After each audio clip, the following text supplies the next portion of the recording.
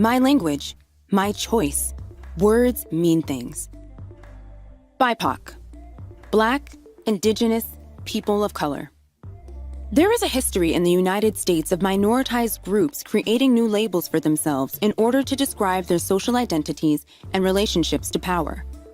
In 1977, the term women of color was created by non-white women to express the social, political, cultural, and economic solidarity across these groups for increased collaboration and visibility. Loretta Ross called the term women of color a political designation. These new terms were what we call people first terms.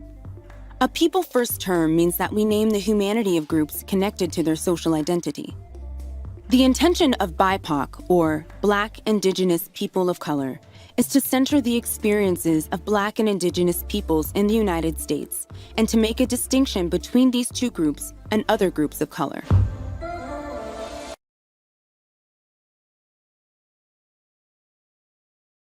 So my name is Nida Jalid, and I am from Pakistan. The South Asian community refers to South Central Asian community. All the countries that represent that region are often referred to as desis.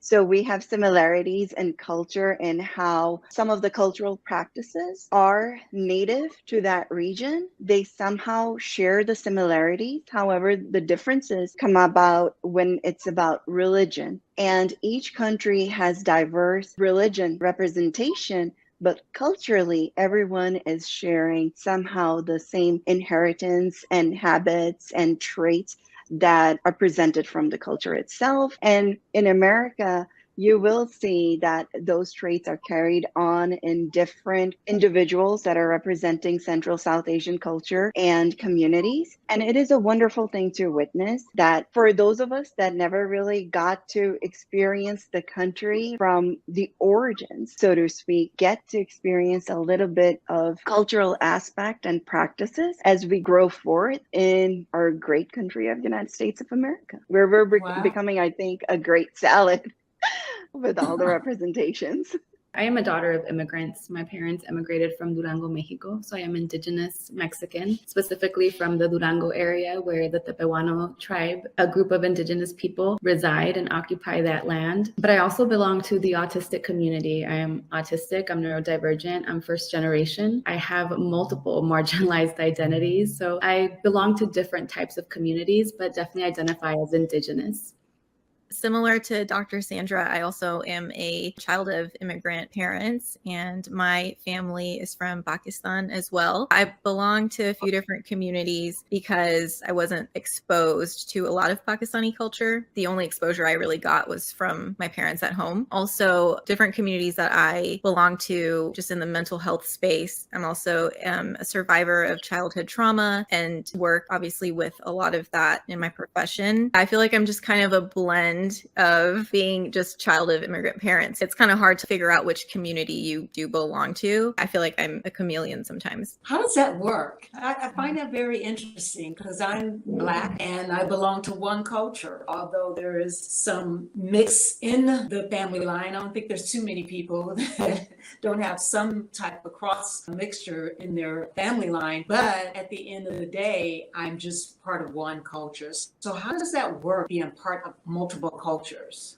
Each culture has different expectations, and if you follow one, you might disappoint the other. And then also there's a lot of pressure because I have a lot of opportunity that my parents didn't have. And so growing up, just hearing that you have so much in front of you, there's almost this expectation to do a lot with it. You appreciate the different communities that you're in, but you're like, how do I juggle them all? And so I haven't figured out the perfect way to do it, but I think each one has really benefited my life in different unique ways that I'm really thankful for, but it has been a challenge to make decisions for myself of sometimes you have to pick one over the other. It can be very stressful sometimes. I think that we tend to think about culture as just race and ethnicity. And there's so many different layers, right? Even though I identify as indigenous Mexican and my Mexican culture is very strong because I'm first gen, being first gen is also a layer of culture, right? Being the first generation to go to college is also a culture. I'm also a trauma survivor. So then there's another another layer of that. I'm neurodivergent. I think that we exist on a day-to-day basis, juggling different parts of us, different parts of our culture, because culture extends well beyond race and ethnicity. And so without realizing, we're often showing different parts of us, and we're showing up authentically, which is a lot of what I do in my work. I'm also an international speaker as well. And what I talk about is decolonizing and reclaiming our identity. And so what that really means is showing up authentically. And that means embracing every single part, and even the parts that don't feel enough or feel less than, because we're still part of those different subgroups. And I'll just add to that, when we're talking about culture, Lady Shep, you said I identify as one culture, African American, but I feel in United States itself, for me, culture is exposure. It's adaptation to what you can function in. I know my family background is from Pakistan, let's say. I also have Saudi background, which is from Saudi Arabia. When we're talking about United States, it's a melting pot. I called it a salad before, but if you really think about it, in this country, the exposure to multiple cultures happens all at once. And now we have interracial marriages. We have interfaith marriages, which is in its own part a redefinition of what culture looks like.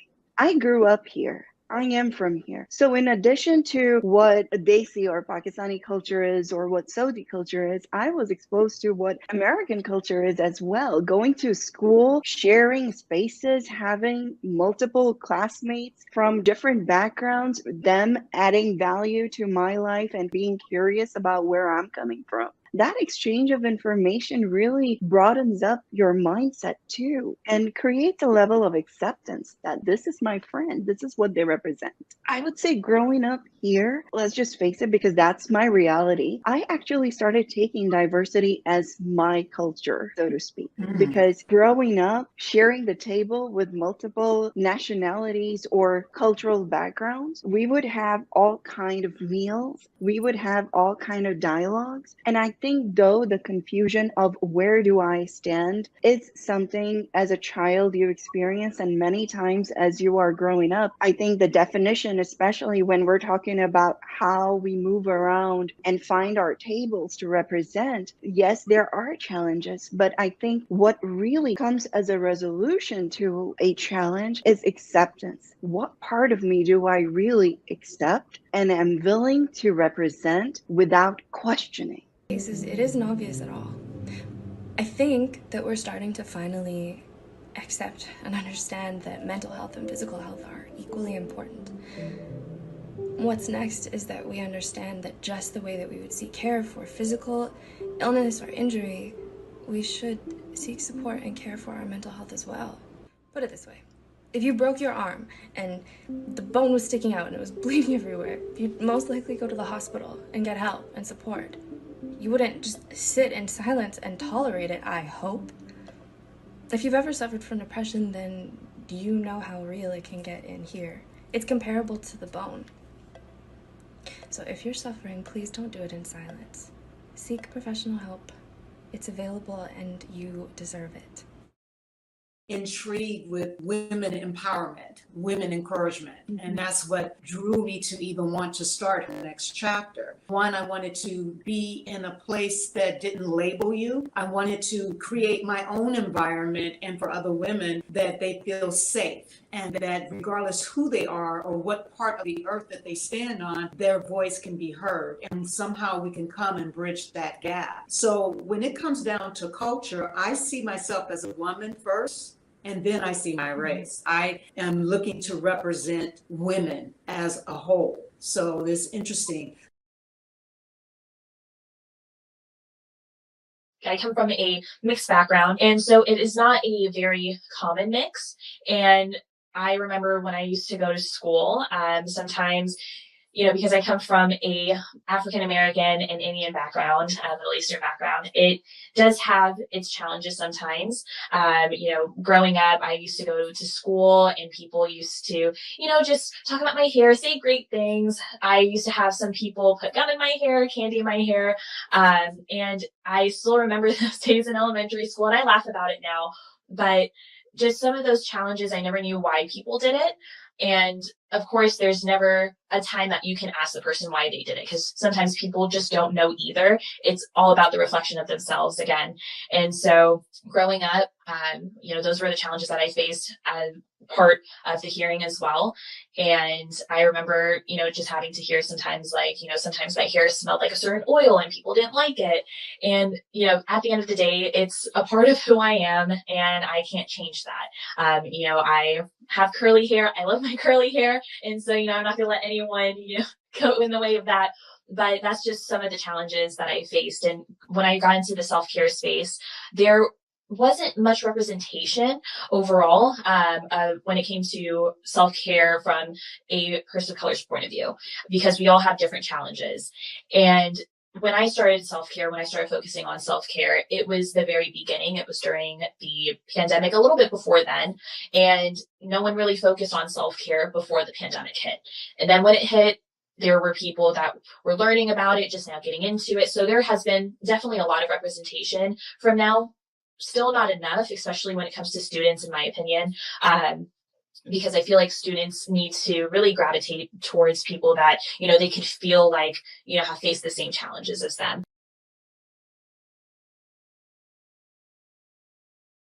Do you ever just look at yourself in the mirror and wish you looked different, wish you were someone different, someone prettier, someone funnier, someone who doesn't have to try so hard, someone effortlessly cooler? Someone who other people want to be. I wish I could see that girl when I look in the mirror, but instead all I see is me.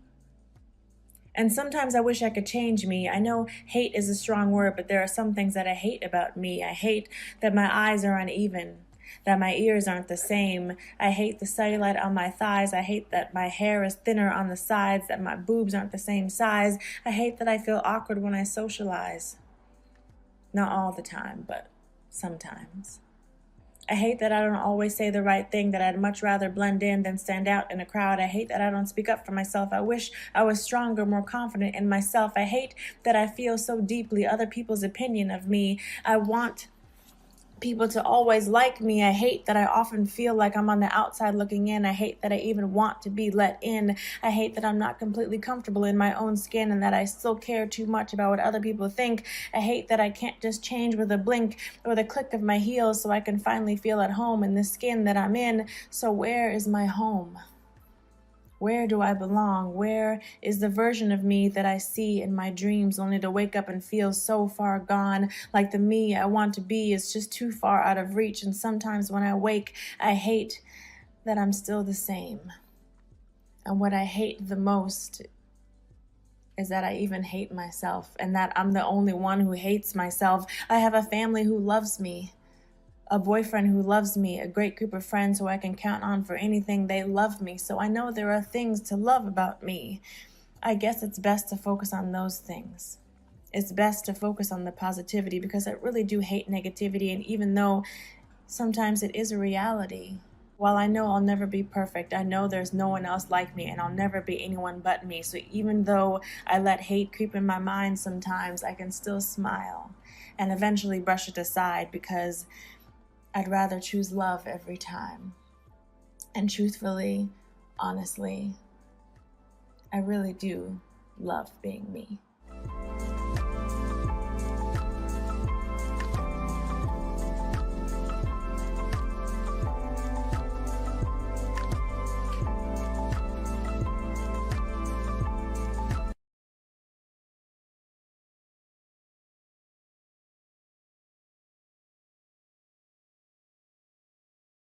I mean, BIPOC to me is Black, Indigenous, people of color. It's a way to amplify and create spaces, or to create really a way of lifting up BIPOC communities, right? A lot of us operate in predominantly white spaces, and we haven't had a focus, we haven't had safe spaces for us. And I think that we've been able to utilize the term BIPOC to really amplify us and to highlight us. But now we're really amplifying Black and Indigenous people of color. And I think that's really important, specifically when we're talking about from a historical context. Black and Indigenous people historically through colonization have been oppressed significantly. They've gone through genocide and massacres and all of that. So it was important to create something that really amplified that group of people.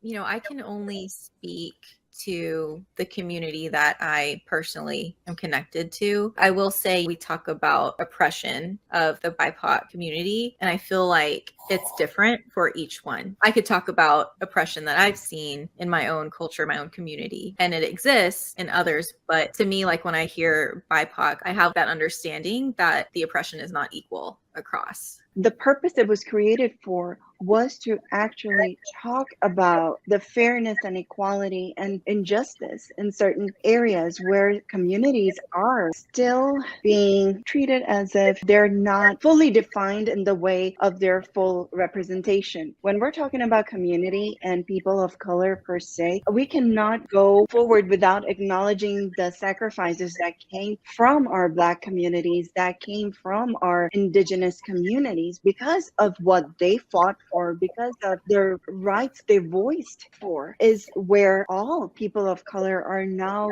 being inclusive. They're being included in the areas of representation. So I think it's just a broad spectrum of where we as people of color are representing, and then narrowing it down to when it's about women of color representing as well, considering we are right now talking about a platform that represents women. And so to have a presentation, to have those same equality rights and the fairness and exchange to communicate and to talk. And I think the most important part is not to take for granted what we have now, because communities before us fought for those rights. It meant something for them. And I think for us to acknowledge and carry through and not take for granted what we have been given now is more essential. It sounds great, but how far are we? I mean, with the last, I don't want to get political, but with the politics and, you know, what we've seen in the last few years, I feel like we've been pushed back, especially as women, back in decades. It's like, wow, I thought we feel like we're making progress one step forward, but then something comes up and pushes us 10 steps backwards, you know, like in the dark age. It sounds great, but at the end of the day, are we really making progress as a community, as a culture, as women? Are we really making progress? As a collective, absolutely, right? And it's hard not to be political because everything is political. When we're talking about our day-to-day lives, when we're talking about our mental health, our healthcare, our physical healthcare, when we're talking about future generations, everything is absolutely political. And we're seeing that currently, right, in the media with a lot of folks and a lot of communities being threatened. And when we think about BIPOC, for example, June is Pride Month. And when we think about Pride Month, oftentimes folks who are getting missed or are not being acknowledged are the BIPOC folks that belong to those sub-communities. So there's so much to talk about in terms of being political because our very lives are political.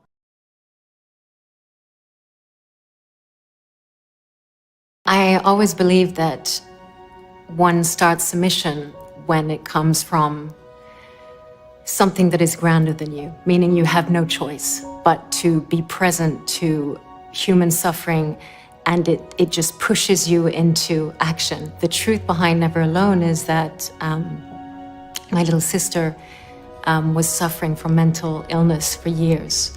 And as much as I thought that we were present to it, there were shadows that we couldn't understand. There was a language that we couldn't comprehend as a family to try and help her out of this. So we thought that we had victory over it. We really thought, because she's an artist, her name's Paulette Wright, and she really shined on stage, and she really shared her soul and her true self.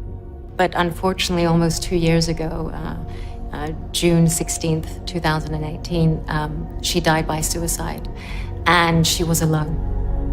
And I think the essential question was, how can I contribute to a broader conversation that truly results in love and action? How do actions create a a family, a global family where we can support voices that are unheard, voices that cannot speak because of extreme suffering of isolation.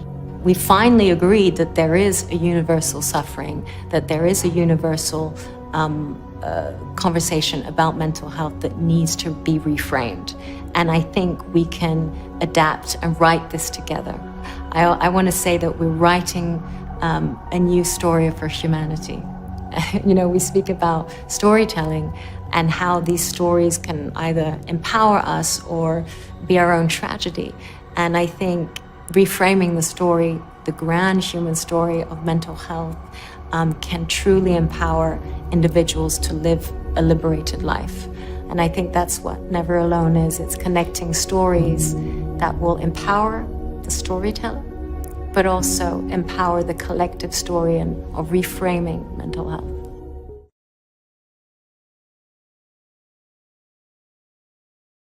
And we were getting, both of us getting our MBAs, and that was it. I always say he tricked me. We got married in New York and we celebrated our first wedding anniversary in California. And I was like, how did I get here? I don't want to live in California. I said he tricked me, but it was wonderful. He was, and you know, Tracy, it's so interesting because when I tell people the story of my marriage, you know, it can sound like a fairy tale and she's just making it up. And so I always want to say to people, all you got to do is talk to my friend Tracy. My father treated my mother like a queen. So I married a man who would do the same thing. And we called you Queen Bee, and he did treat you just like a queen. And I just want to make sure that we honor that. And then all of a sudden something changed for Ray. Yeah. I think as a culture, you know, African Americans have a hard time understanding mental illness. Mm-hmm. We don't really talk about it because our grandparents, and it goes all the way back. It goes all the way back. Slavery, you know, we endured as a culture so much. And I'm happy to see successful celebrities, you know, like yourself and you know, athletes and people that are in the industry or eyes are on them or being open about what's going on, you know, with their own you know, mental illness. But Ray was a person who always took charge. So I think if he knew something was wrong, I have a feeling he would have sought help if he knew something was wrong. But in a way, Tracy, he really should have known, because one of the reasons Ray used to tell my mom all the time, he's like, I don't drink, I don't smoke, I don't run women. He said, I don't do any of that because I don't know if you remember his siblings. He has 3 of the siblings, all college educated. And the 3 of them, the 3 other siblings, all were addicted to drugs, all got addicted to drugs. But they all went into deep, dark holes during that crack epidemic. Mm-hmm. And Elvis was an engineer at used aircraft, and he got caught up in crack. And Michael, and Ray has a sister named Victoria too, Vicky. And Ray was the only one who didn't. And Ray used to tell me, and he would tell my mom all the time, he said, I don't do anything because it's very clear that my family has an addiction problem. And so he knew that there was something in his genes, but it wasn't until after Ray passed away, after he committed suicide, that I went and spoke with a therapist from our church, actually. And she said, all of that is just a chemical imbalance. Mm-hmm.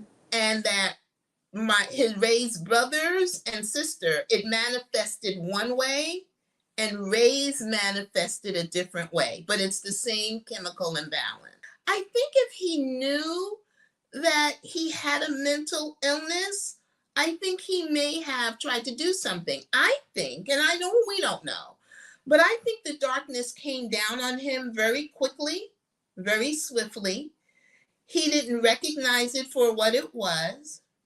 It was difficult for anybody being around him, me, the closest person, not to see it because, as you know, Ray's personality was just straight just like Walter's, just very straight. So they never got upset.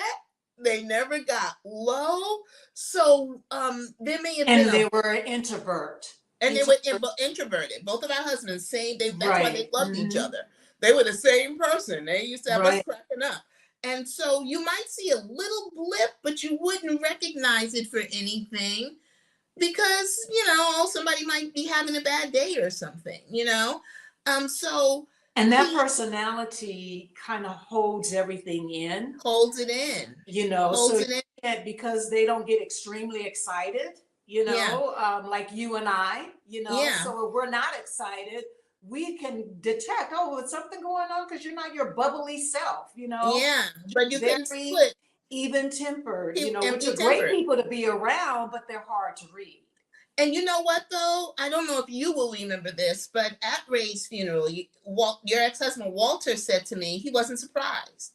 He said he has felt the same darkness. And he said he was really not surprised. And he told me, never question why you didn't know. He said, because Ray would never let you know. I was going to the hairdresser, and this is the last conversation I had with Ray. I was going to the hairdresser and I said, I'll be right back.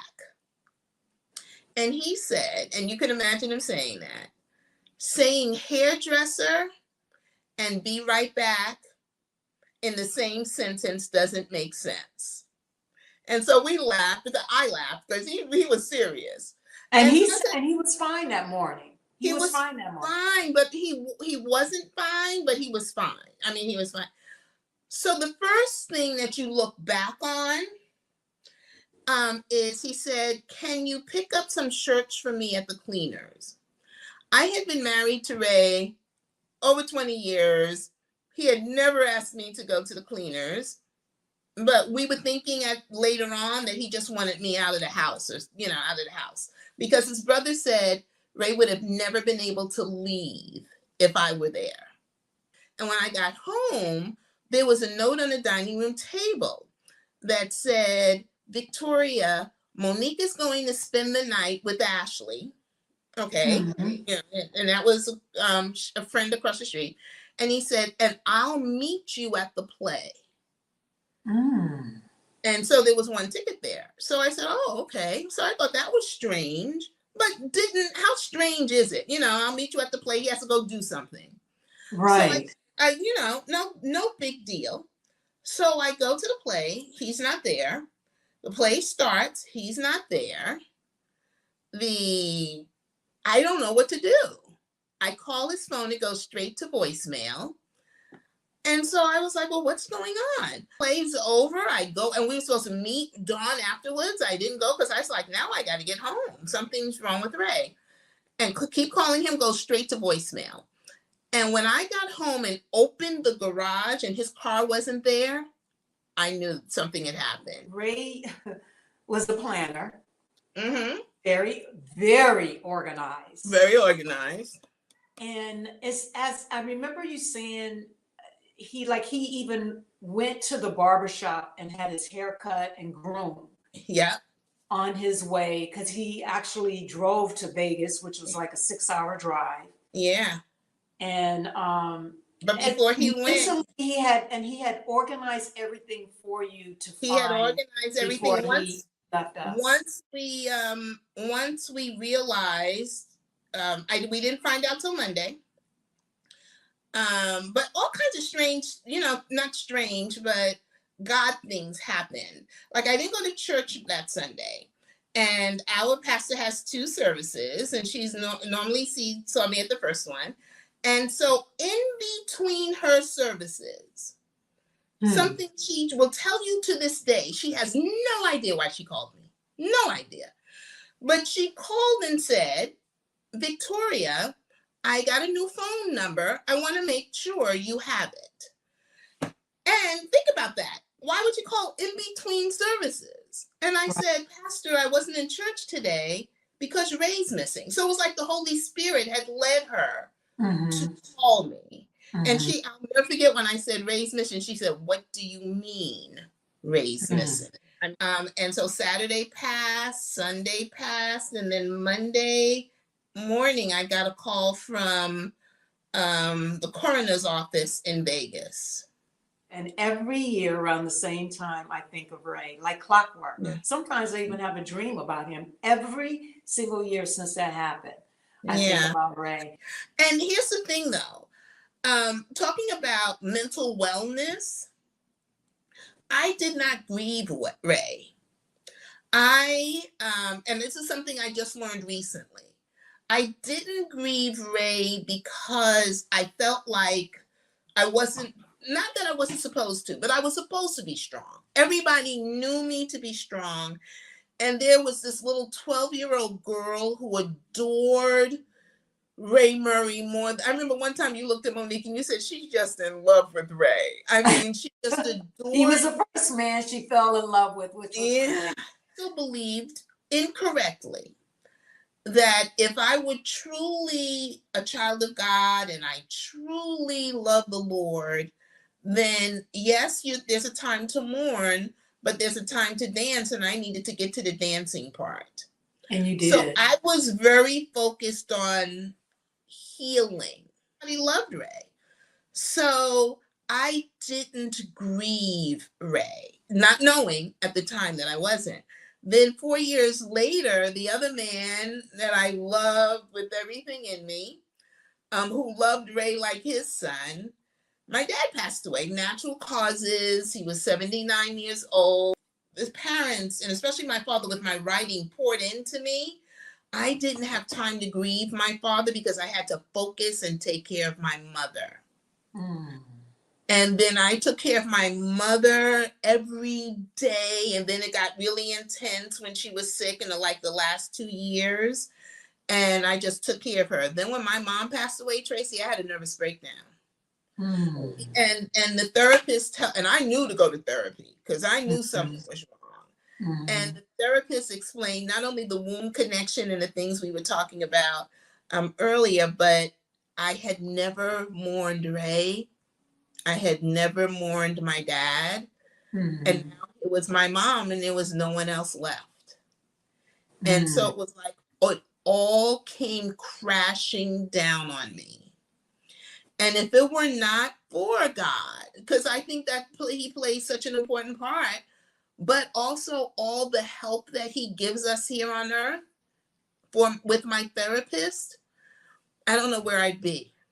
I was in physical pain, the grief was, when people say their hearts were breaking, my heart was breaking.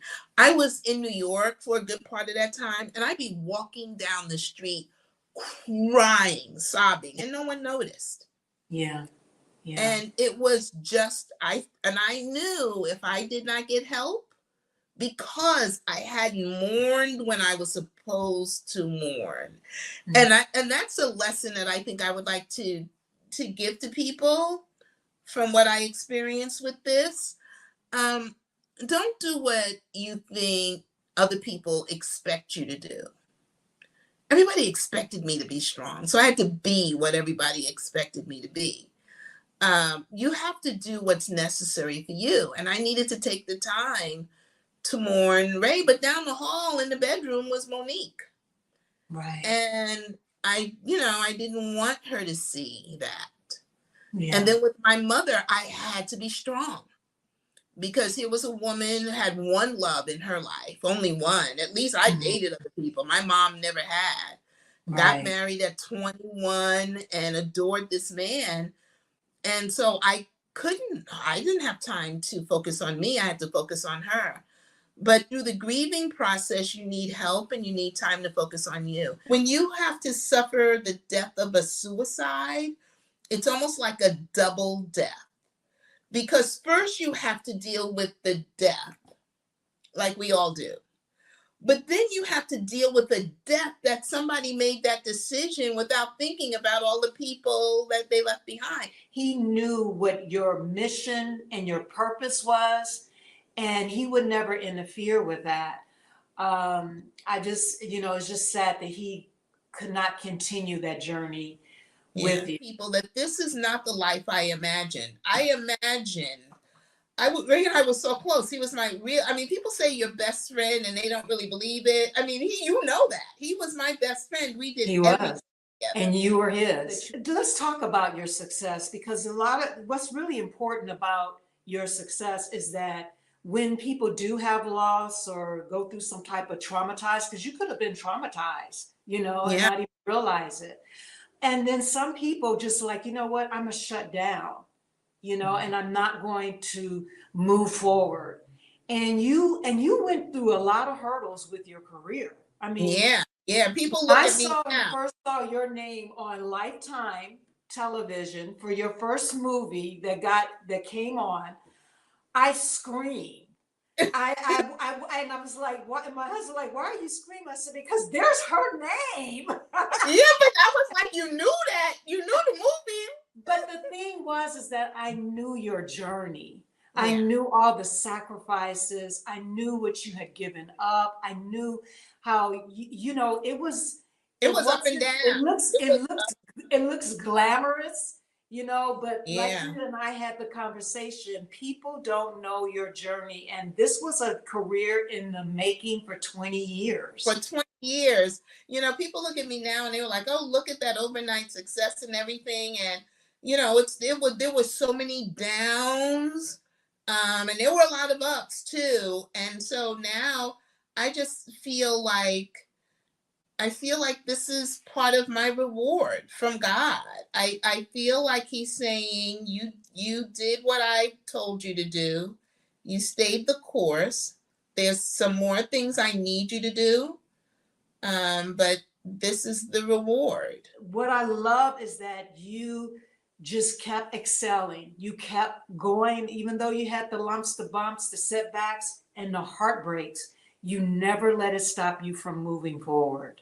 Yeah, just kept going. This is going to sound so cliche, but the only reason I was able to keep going, because, I remember calling you up and saying, girl, I need to go get a job or something. I'm not supposed to be doing this. But I always knew, Tracy, if there's nothing else I know in my life, I know I'm supposed to be a writer. I know this is what God wants me to do.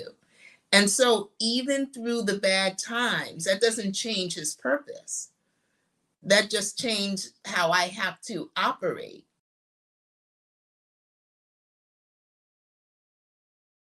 Dealing with trauma, depression, how does your culture handle it? For instance, when I think about our culture as Blacks, it stems all the way back to slavery. Our generations before us, like our mothers and their mothers and grandmothers and great-grandmothers, did not believe in psychology, did not believe in taking medicines. I remember my mom, suffering from depression. She would tell me, oh, just talk to yourself. And I'm like, I am. I don't like the voices I'm hearing. I don't like what I'm telling myself. I don't like the negativity that I'm hearing. So just talking to myself is a good way to get started, but it's just not enough. And so when I talk to other Black men and women, that is the stigma of our culture, is that we would just shake it off and just keep moving forward and don't let it hold you back and don't talk about it. When you're dealing with your own communities, how do your communities handle depression and, trauma? What's their mindset?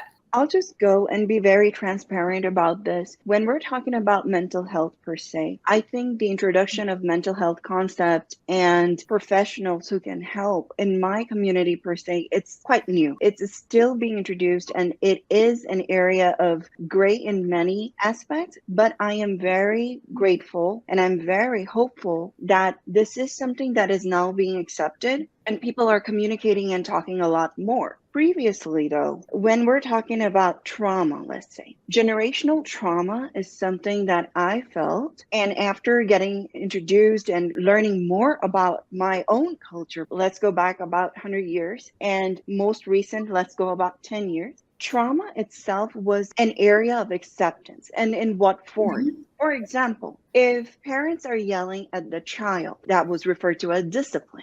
Children not having room to be expressive, but be more obedient. that was something that was accepted. So if the student or their child speaks back, that being disrespectful, in order to create discipline and respect between the members of the household, the yelling or disciplinary actions, all of that was very accepted, and the other members, especially the children, would not have room to express. Likewise, we go to another member of the family, women. Yes. Their expression, again, is more not so much expressive than it is submissive. Culturally, women are nurturing, so their area of representation has often been the nurturing, and the elements that she represents is to bring comfort. And in traditional households, if we're talking about Desi culture, the workload is very delegated, meaning women are taking care of home, and the children, men are going outside, taking on the heat, being the protectors of the household, and children are primarily being raised by their moms. The man coming out of work, going through heat, what have you, the struggles of workforce, he brings that torture or that frustration off to a woman. A woman is trying to bring him comfort, but takes in whatever the heat he brings in, and then she goes and takes it off on the children. The way I have noticed in Desi household, this is how the level of frustration is kind of passed between the family members, or it has been. And when you talked about shaking it off in African American culture, I think it's relatively true for our culture as well, under the Desi culture as well, that just shake it off, it's okay. And no one stops the other person from exposing a certain family member to that level of frustration, to the anger. And then the mental health obviously is now suffering in these homes. And it is what an accepted part of culture, that yelling is accepted and it's justified because the man is outside. Yelling is accepted and justified because mom is working so hard. And the child, I feel, in the process is the most neglected because he or she doesn't get an expression. And so now in today's time, I'm so grateful that we have platforms. I'm so grateful that there are psychologists, there are therapists and life coaches as myself who are able to provide the platforms to the children, to the parents, to the couples to come and create great families. And that's what my aim is, honestly. So from a psychological standpoint, I think the only thing that was coming to mind is something that immigrant families experience, which is called intergenerational acculturative conflict. And this happens within families where there's differences in acculturation. This affects the family as a whole, specifically when you start to raise families here. And then there's also the other aspect of we heal in community. So if you are relocating from one country to another, you are in the absence of your community and your support network. You are essentially alone and starting over. And so those are some of the nuances that immigrant families experience. But again, I can only speak with regards to my own experiences and what I know with regards to my professional work.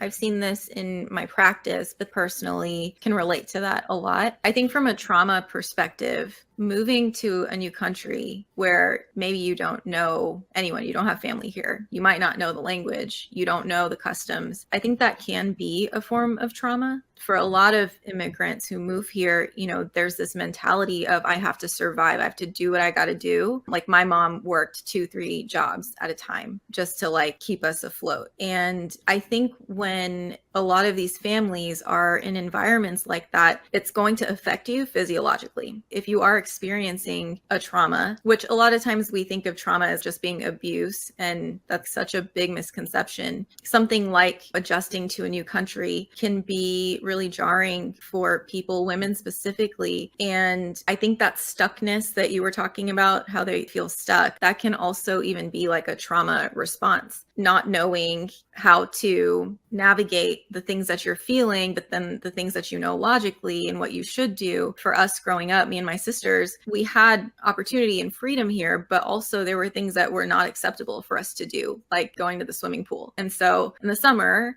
we would get to like watch our friends go swim. Yeah, I got access to a pool, but I couldn't really enjoy it. And that's just a small example. But I do think that we have to look at the transition here through a trauma perspective to really understand what's going on inside physiologically for some of our people. And I think that's especially true for Latinx and other Black and Indigenous people of color who come through the south of the colonial border, because their immigration journeys are traumatic in and of itself. Just getting here, I've worked worked with patients who were children when they were brought by their families in Black plastic trash bags, right? How traumatic is that? Or having experienced sexual assault on the way here, just trying to make it to a different country. I'm not going to overly date myself and age myself, but well over 10 years I've been in mental health. It is a whole process to being in, finding a good therapist, being in therapy, and even ending therapy well. You don't just stop showing up. There's a way to end well with therapy. So give me 3 key points as far as starting the process of finding, a good therapist. I think it's just the communication and knowing your needs. So it seems like you needed more direct and hands-on care. And it's okay to ask for that and to say that. I tell my patients all the time, I know a plethora of different things, and if something really doesn't work or doesn't resonate with you, or spiritually it's not something that you want to do, let me know. You don't have to stop coming. You don't have to cancel me or fire me. We'll move on and we'll try something else. There's so many different ways to get to the end result.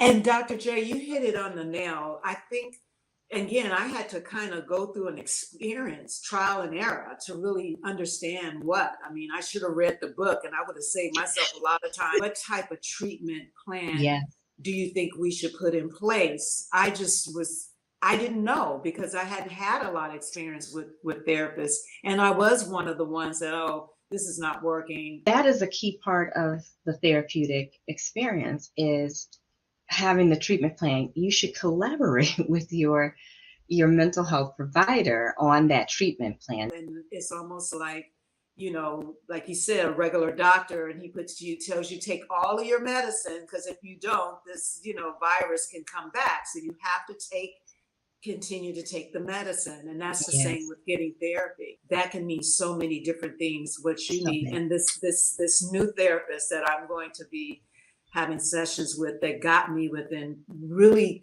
look like she can look into my soul within 15 minutes. That's a good fit. But what what was great was she was a referral, and from a very close person that just raved about her. And the main thing, I'm a Christian, and what she does, the traditional therapy, but she also does the spiritual therapy with scriptures. And for me, I need that. I need both. So that to me is like, a double treatment that my heart and my spirit and my soul needs. And I'm not saying that that's for everyone, but after going through what I went through, I finally understood exactly what I need and who I need to be aligned with in order to get the type of treatment that I want to get the end result. It's kind of like when you're dating and you're kissing a lot of frogs before you get your prince. And it seems like you finally got your prince. And it seems like you're going to be in a really good relationship for a while with this particular therapist. Yes. Wow. Have a takeaway for our audience that definitely going to, besides running out, getting on Amazon and ordering the book today, the couch experience, getting your guide. If that's a good start. If you want to save your time, a lot of time and disappointment is having a guide to tell you and help you through that process, and then go find a doctor. Don't do what I did. Trial and error is one way to do it. It is one way. Wasting a lot of money. I mean, how much is the book? The book is not. I wasted like $400 or $500. The book is slightly under $25. So don't get it from Amazon. It's free shipping. Please, and it'll save you like a bunch of 125s, right? But what takeaways can you give the audience? My biggest takeaway is to be flexible and open in the process. So much like what you said, Lady C, if you're not getting the first one, don't give up. I feel like a lot of people will give up on mental health if the first person is not a fit or it was a bad experience. It does not mean that every therapist is going to be the same. And in fact, the right one is out there for you. And so just like you would you wouldn't just not have a medical doctor, not for most of us, right? And you would keep looking until you find that right medical doctor. Do the same thing when you're looking for a mental health provider. If the first one doesn't work, or even if you start with one, you really want to be within your wellness. Okay. Can someone from Texas or New York, hire you as their therapist? I know some are restricted by only what area they're in. Yeah, I do see people from different places. I am able to work with people from different places, and I'm both a licensed clinical psychologist and I'm board certified coach. So if you don't really need therapy, sometimes you may need coaching, and so that opens up a world of people that I can work with. Okay, and for the audience, if you want to connect with Dr. J, you can go to our website. We have plenty of information, also a link to purchase her book, also her link to her website and contact information.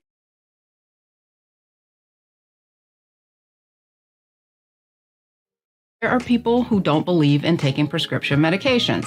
I ain't taking nobody's medication. But they may be okay with taking something over the counter. Now, keep in mind that just because it's derived naturally does not mean that it's not a drug. Really, anything that has a chemical effect on your body is a drug. Nevertheless, here are 8 drugs that are known to be used for depression. Number 1, 5-HTP. 5-HTP is a precursor to serotonin. This means that it's part of the chemical pathway to make serotonin. So it's serotonin-like. There's been about 30 clinical trials showing some promising results with 5-HTP, but here's the downside. It has a really short half-life, which requires you to take it 3 to 4 times a day. So if you've never taken a medication before, it's hard enough to remember to take something once a day, much less 3 or 4 times a day. The common side effect is wicked nausea and maybe even vomiting. Number 2, inositol. Inositol is abundant in the brain, and chemically it's a sugar alcohol, and it's a building block for other chemicals in the body. We don't really know exactly how it helps depression, and there haven't been a lot of studies showing effectiveness. In the few studies that I've seen, though, it was used as an add-on treatment. So you would take it in addition to something that you were already taking for depression. The main side effects of it are gas and mania. Number 3, L-methylfolate. Folate is vitamin B9, which is an essential vitamin of the body. And usually when you hear the term or the word essential, it just means that your body doesn't make it. And the only way you can get it is through your diet or supplements. And while I'm talking about this, folate is the naturally occurring nutrient that you get from green leafy vegetables, egg yolks, etc. Folic acid is a synthetic dietary supplement. Neither folate nor folic acid are biologically active in the body. Your body has to do something to it first. So once your body metabolizes either the folate or folic acid, the active form is called L-methylfolate. So that's where L-methylfolate comes from. L-methylfolate is a building block for serotonin, norepinephrine, and dopamine, and these are all chemicals involved in mood. Studies have shown that people with low folate levels in the body tend to have a more severe depression, and they don't respond as well to antidepressants. So in practice, L-methylfolate is best used also as an add-on treatment to your antidepressant. I don't really think it will do much if you just use it alone. You can get a prescription for L-methylfolate from your doctor, and it's technically considered a biological food, but it still requires a prescription. And many insurances are now paying for it, but if yours doesn't, it can cost upwards of $100. So folic acid can be a good option and cheaper substitute for that. It's just that your body will have to process it into the L-methylfolate. Next is saffron stigna. Yes, this is the same yellow spice that's used to season rice. There's been a limited number of studies, but enough to show some positive results. The recommended dose is 15 milligrams twice a day. So here again, you have the inconvenience of needing to take it twice. When a medication is recommended for more than once a day, usually it's not as effective, or maybe not even effective at all if you only take it once a day. So if you are going to take something like this where it's required multiple times a day, you really do need to take it multiple times a day to get the desired effect. Saffron is expensive, and you should definitely consult your doctor if you're considering taking it and you're on blood-thinning medications. Next is SAMe. SAMe stands for S-adenosylmethionine. You never want to need to say that. It enhances serotonin and norepinephrine. The studies show effectiveness in treating mild to moderate depression. However, many of the studies use small sample sizes and different forms of the drug, like the injectable form. Like, who's going to actually do that? So that's kind of the downside of the studies. But the recommended dose is 200 to 800 milligrams twice a day. As far as side effects, you can get some nausea with SAMe.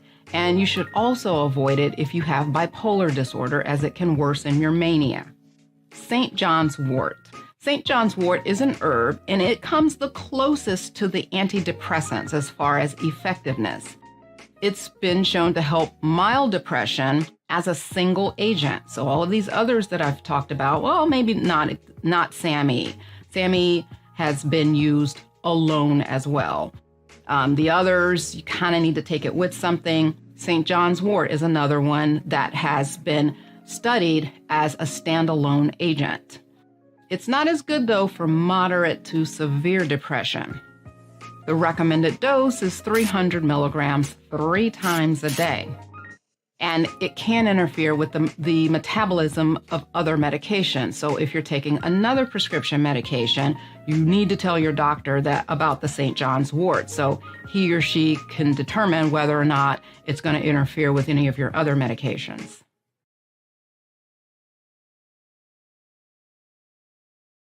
How does mental health show up in our communities? And I think for Latinx people, you had mentioned, Lady Chap, how in the Black community, slavery had enslavement, right? Because slavery wasn't a choice. So, and being enslaved had a significant impact across generations. And so for Indigenous people, not just Native Americans that are recognized north of the colonial border, but also Mesoamerican people, Indigenous, Mexica, Aztec, Maya people who are, occupy the land of what is modern day Mexico today. We were also colonized, and colonization didn't just impact Indigenous people or Native Americans, but it also displaced people, specifically as it relates to the Atlantic slave trade. And so when we think about trauma and how mental health is showing up in communities of color, we have to go back 500 plus years. And people tend to think, oh, well, colonization was so long ago, slavery was so long ago. But the truth of the matter is that we transmit trauma intergenerationally and generationally, not just physically and emotionally and psychologically, but genetically. We find that there are studies where our brain is just creating more that's allocated towards survival. And we produce anxiety and fear-based responses to certain things. We have studies from Holocaust survivors where we know that children of mothers who survived the Holocaust and experienced mental health problems are more likely to also experience them. And when we think about things like the ACEs study that Kaiser Permanente did, we know that any type of adverse childhood experience is also going to increase our risk for physical conditions like diabetes, substance use, and all of these things. And so we know that everything is intertwined. Trauma has a significant effect, but also the way that it's showing up in our communities, it's getting passed down through family dysfunction, through neglect, problems communicating. It's getting passed, and it looks like substance abuse issues. It looks like child abuse and neglect and attachment problems. And so trauma isn't just the diagnosis of PTSD, but rather it is impacted and currently maintained by the status quo. It's currently maintained by systems that continue to oppress us. And so we've been living in survival mode. And I know when Neda was talking, she mentioned the dynamics within families and how, we interact with each other within our nuclear families or even our extended families. But that is also a reflection of our parents being in survival mode. They didn't have the privilege of addressing their mental health issues. They were too busy surviving, especially my immigrant parents who were undocumented when they first came. They have no choice but to ignore what they're feeling. Their worry or their concern is, how are we going to pay bills? How are we going to feed our children, right? So we see this, but it's also a result of years and years of oppression. When I do speaking engagement and I'm talking about timelines, when we start at colonization, whether we're talking about Latinx or Mexican people, or we're talking about African American people, it's been less than 100 years where we haven't been exposed, and we continue to be exposed to high levels of trauma in the form of wars, in the form of genocide, in the form of massacres, and then the daily social injustices. It's important to acknowledge that, but also that our mental health issues have existed for millennia. When we think about psychology just now being accepted, we're talking about Western psychology, because we've been dealing with mental health issues. Indigenous people and African people have been doing rituals and ceremony where we are addressing our mental health issues. We just didn't call it what we call it today, right? But Western medicine and Western psychology teaches us that those ways of healing are inferior. And so part of reclaiming who we are is acknowledging that those are very much valid and they've existed for so long. And we've been dealing with it the best way we could under these oppressive systems, right? So it's not that they didn't exist before. I think that we're just now being more open to things like talk therapy, but also Right. we have the privilege to sit with our emotions.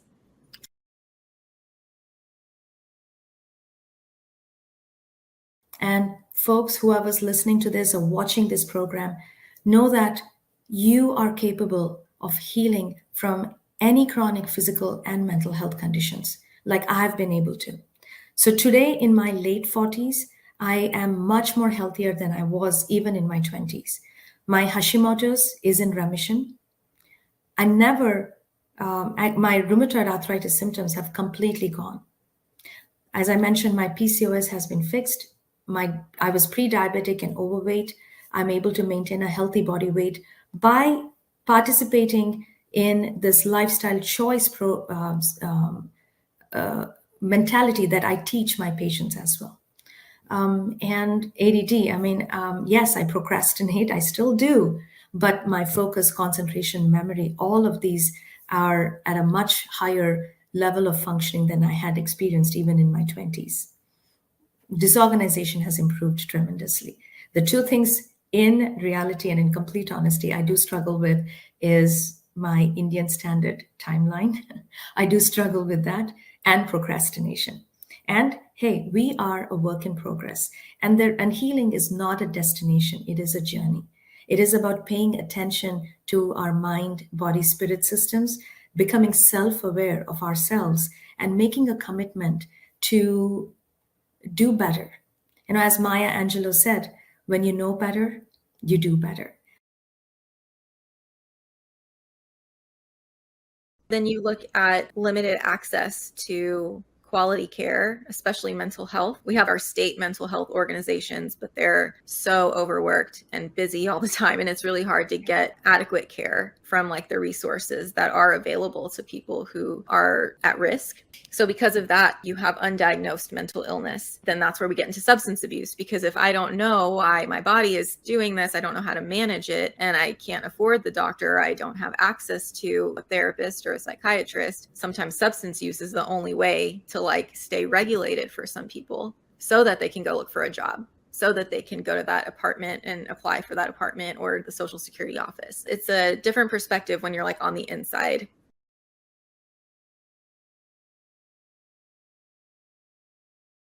We learned about how loneliness is one of the worst things that we can do for our health. Feeling lonely is just as bad as, smoking cigarettes, for example. And so I think it's important to acknowledge that as a factor, but also older generations weren't necessarily dealing with their underlying mental health issues. Now we have time to sit. You were talking about how during the pandemic, a lot of us we had time to be still. We had time to sit with our emotions. And so as we are coming into older age and maybe we're seeing folks who are leaving us behind, we have more time to sit with our emotions. That paired with loneliness and probably other factors like health-related issues. We know that chronic pain is highly correlated with depression. There's multiple factors that can be contributing to that. In addition to feeling lonely, in addition to never having addressed childhood traumas, for example. Even when we're talking about homelessness just a second ago, I think about how systemic issues have such an impact on where we are today, whether it's someone who's unhoused or someone who is now in older age and waiting to die. There's just so many factors that keep us oppressed, that keep us us in survival mode. And when we have time to sit still, to sit with our emotions, that's when things sit in. And that's the hard work, which is why so many of us struggled during the pandemic. We had no choice. And so when we talk about systems specifically related to the pandemic, for example, capitalism keeps us so busy and trying to survive so that we don't become unhoused, that we are constantly going and going and going. And when everything shut down, then we had time to sit with everything that we were holding in. I want to just bring in a little emotional aspect of it. My grandparents, I just recently lost my grandmother. My grandfather is still here, and I had a very, very in-depth, open communication with him. And when you just take a moment to listen, it kind of broadens up your mind so much. One thing for sure, when we're talking about generational trauma, I think Dr. Sandra mentioned earlier that people did, even past generations, did bring in the element what brought them ease mentally. There is a Western definition of mental health, and then there is generational definition of what coping with mental health looked like. So one thing that I got to know was generations before us were a lot more resilient than we are right now. My grandparents, when we're talking about the family structure, he was definitely a breadwinner, and my grandmother, mother of 6 children, was very dedicated and very busy with her kids, making sure they're educated and everything. And coming now to where their mental health is, and I love the point Dr. Sandra made about loneliness. Now that my grandmother isn't here, in older age, I think the best partnership is spousal partnership, husband and wife, because all those 6 kids are in different part of the world, raising their own family and facing their own challenges and everything else. And at the end, it's just the spouses that are left together and what they meant for each other. Yeah. And so when my grandmother passed away, I spoke with my grandfather, and there were some things that he said that besides the mental health, beside what the world is doing to you, beside where you fit in, beside what table you are sitting at, the hardest is to be you in that moment and knowing that, number one, what was giving you the power to be resilient? He mentioned that she was his main support, regardless of what family looked like. She didn't let him break. So he lost his support. That's mental ease, knowing that there is someone there at your weakest point.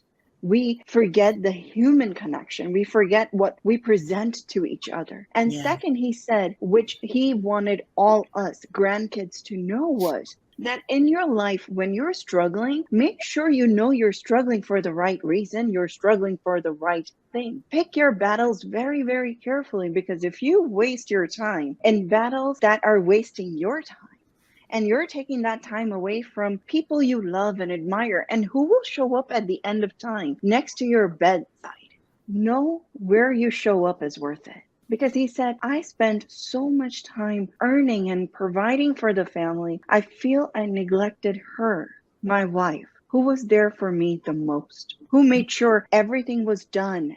I neglected her the most. And when she passed away, he said, now I realize how lonely she must have been when I wasn't present. And so that brought the point of contentment. What my grandmother was a content woman. She took ownership. She chose to sacrifice. She never talked about her sacrifices as a favor upon her kids or others. They built a life where her 6 kids are everywhere. Time well spent in the battles, and battles well picked. And I would just share that statement, that pick your battles wisely. Know that where you are willing to struggle. I think pain, we can let pain push us or feel pain pushing against something. Pick your struggles wisely, because at the end, it's your support system that's going to show up. And who is sitting next to your bedside, that's going to matter. Whether it's in the cultural aspect, whether it's in the friendship relationship, whether it's what you've been, at the end, it is humanity. At the end, it is human relations. At the end, it is who picked you. I think with loneliness, as women specifically get older, something that we are not always taught to do is how to treat ourselves. We know how to take care of everyone around us. We can be very caretaking and nurturing. And a lot of times when women get older and we are spending more time alone, I think that in of itself can just be more lonely when you don't really know how to have self-compassion or how to even speak to yourself. I see people in my office, all ages, who are learning for the first time how to even identify what I'm feeling, how to have that compassion for myself. And so, especially with technology, and even when we're alone, we're not really alone because we can constantly be on our phones. To me, I think if there was anything that I wanted to leave, any encouraging message, I think it would be that we can't control so many factors. Most factors in our lives we have no control over. But the one thing that we can control is our relationship to ourselves and where we believe our worth comes from. And I think that no matter how old you are, it's never too late to learn how to treat yourself with the same compassion and kindness that you treat others with. I could recommend all the books in the world. I could tell you what doctor to go to get well, but I feel like until you know how to be the one that's there for you, none of that stuff is going to really solve anything for you. I think learning how to be your own advocate and learning how to cope with really hard things, learning how to regulate, and learning how to just be kind to yourself and not judgmental, I think that's where wellness really does start. And how do you even start that journey? I mean, a lot of women desire that, but they don't even know where to start or don't have the time to start. Yeah. I think, and this is something that I work with people in my office with, but also I have to do this personally too, because in my work, I'm used to not thinking about my feelings because I have to hold space for other people's feelings. And I think the first place to start would be just acknowledging what exists right now. If I don't have a large vocabulary of feelings, I can't tell you an emotion right now. I can at least think about what I'm feeling in my body. Is my chest really tight? Or are my shoulders really tense? Or do I feel tension in my stomach, like a sinking kind of feeling? Whether we're aware of it or not, our bodies are always communicating to us. And so a starting point, I think, would be start with your body. If you don't have a large grasp of feelings and feeling words, that's okay. Start with your body because that will communicate to you where you're at and what's going on. And then I tell people, I know this sounds silly, but just like you would comfort a friend, like, I'm so sorry you're going through this. I have people literally put their hand wherever they're feeling that tension and just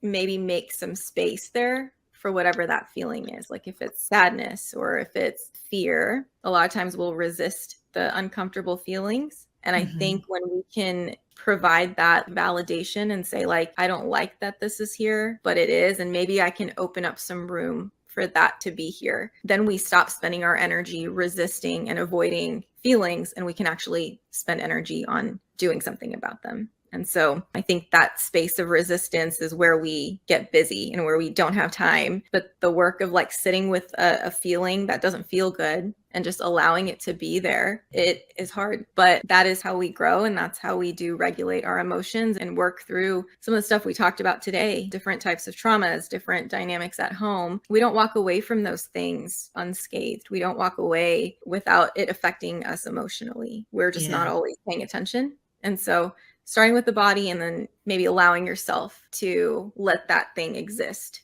And just to kind of add to that, I think that something that came to my mind as Michelle was sharing is that we are actively doing inner child healing. And part of inner child healing is also reparenting ourselves and being the person that we needed at whatever age we experienced whatever thing it is. We develop these negative stories about ourselves that we tell ourselves that have been reinforced from the earliest time that we can remember experiencing something. And so a lot of the times our negative self-talk is coming from a story we tell ourselves. And so I do this with my patients where I will ask them to say the negative things to the child, to them. Visualize yourself as a child, whether you were 7 years old, 12 years old, 13 years old, and tell them those negative thoughts. Well, that doesn't really feel good. You don't want to say that to a child. And so that is what reparenting looks like, is how can I hold space for this child that still lives inside of me and create new stories, create a different narrative so that I can be kind to myself, so that I can engage in love. I really love a definition of love that Bell Hooks talks about. And she says, love is your will to nourish your own or someone else's spirit. So when I'm loving myself, how am I nourishing my spirit? And I think that is important too. So I would love to leave you all with that. When we're talking about stories and that inner child, We mentioned frustration and anger too. What is making us frustrated, depressed, sad is the environmental impact. And how is that impacting us? It's impacting us because of what we're thinking. And I think it's very important that in a state of anger or frustration, one needs to sit down, pause, and truly breathe, and then tell oneself the right story. It isn't me. Don't take on the blame, take on the accountability if you must, and walk through that. Everyone's life is what they have designed and thought and visualized. And we are all living a story we believe about ourselves. So, as an author of our own life, we need to tell ourselves the right things that help us, not sabotage us.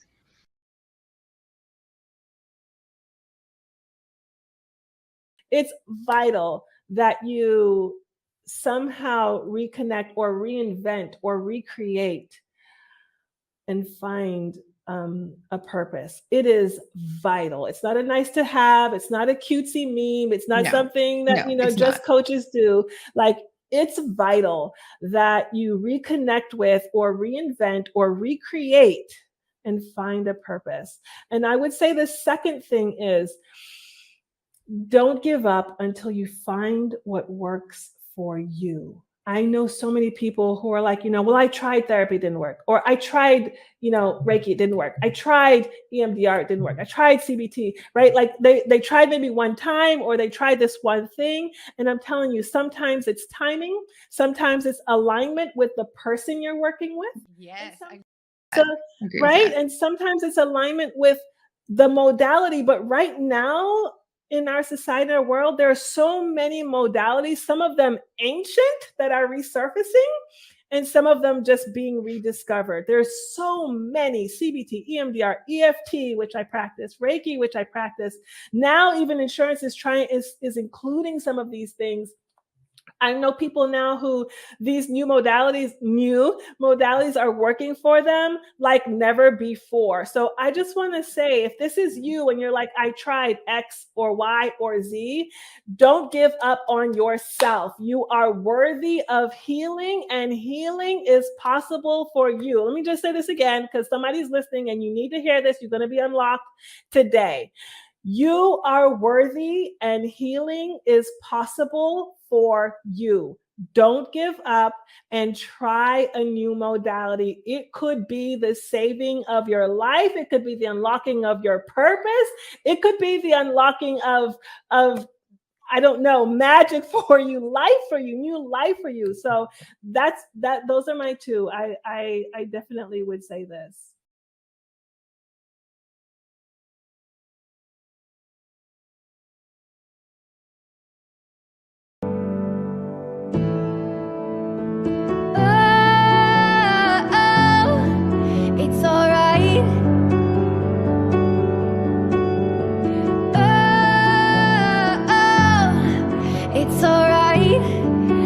Be lost sometimes.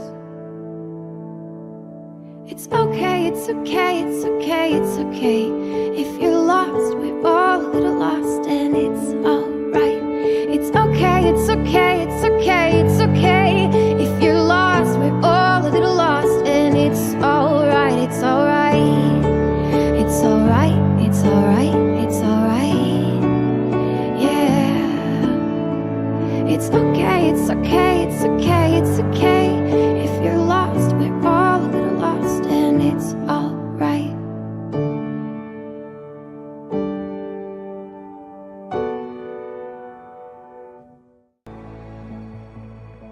And you're stronger than you know. You're stronger than you know.